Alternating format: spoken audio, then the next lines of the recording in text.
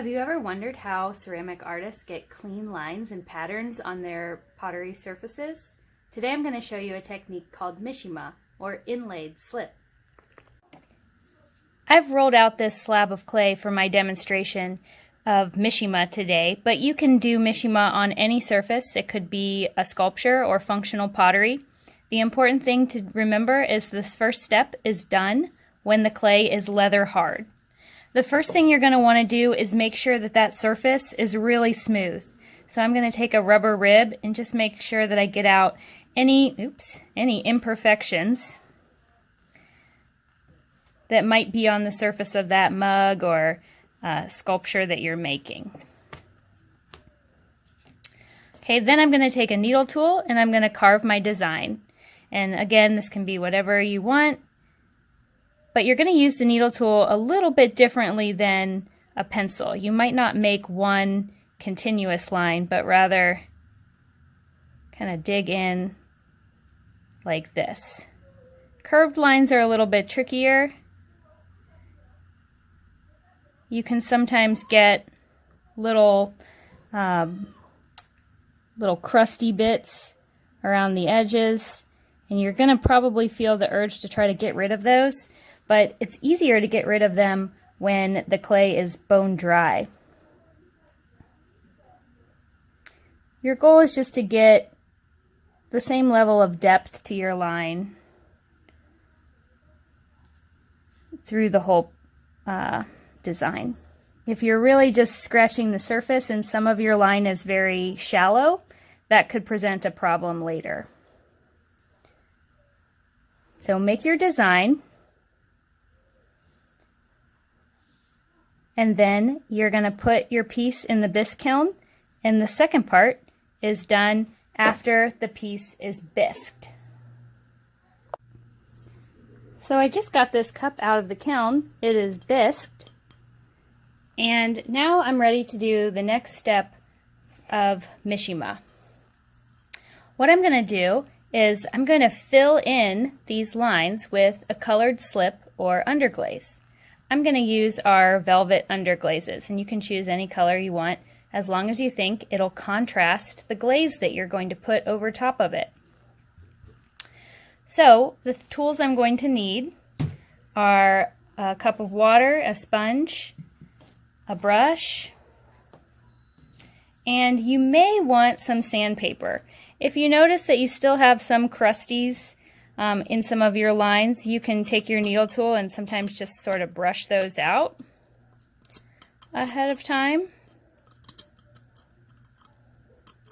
Some people hate this because it sounds like nails on a chalkboard.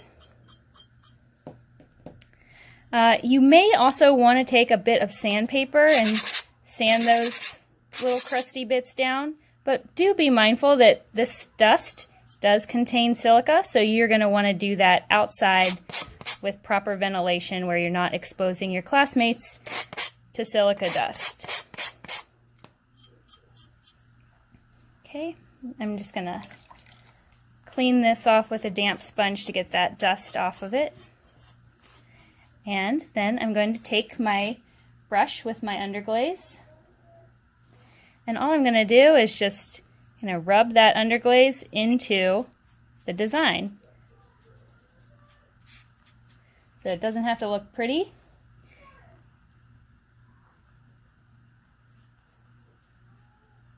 You just got to make sure it gets into all parts.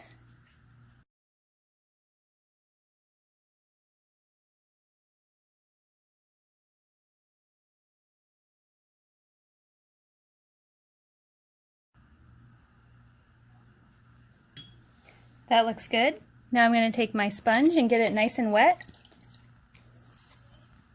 And I'm going to rub off the excess underglaze. And you can see it remains down in the cracks, and it wipes off of the surface.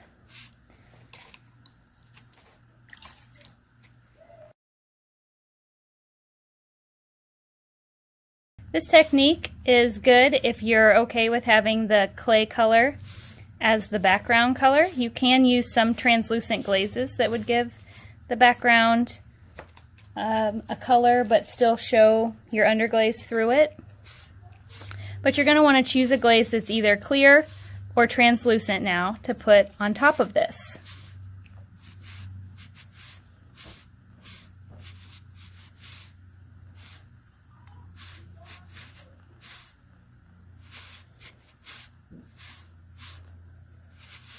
You can see there is some red residue on here that probably would show through on a clear glaze and most likely on a translucent glaze. You can get that off with just one more wipe with a clean sponge.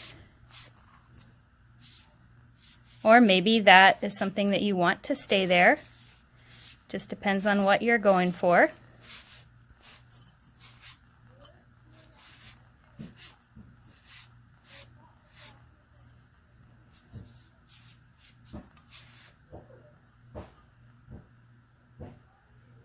And there's my cup.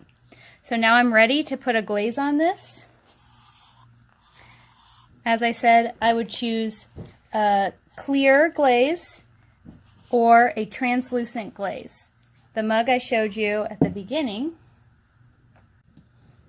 this one, has a yellow translucent glaze over top of some bluish green underglaze. This would be an example where I put a yellow underglaze as my Mishima color, and then the white of the clay is the background color.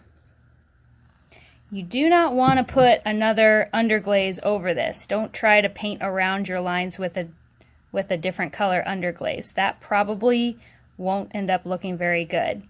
If you wanted underglaze in the background, you would need to put that on before the clay is bisqued, and then carve your lines into that background color.